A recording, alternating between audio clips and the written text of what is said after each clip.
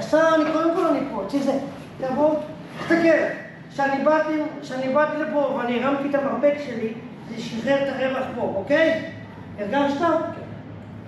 זה לא רק אני פה. אני מרים את המרפק שלי למעלה, זה נותן את השחרור פה.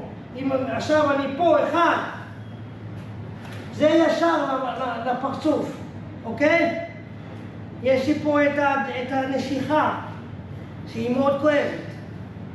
ועכשיו אני בא לפה, יש לי על האצבעות, בום, טיפות. אוקיי? הבנתם?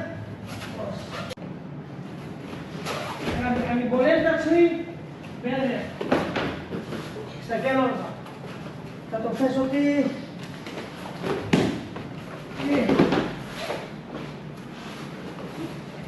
אח שלי, תפסו אותו.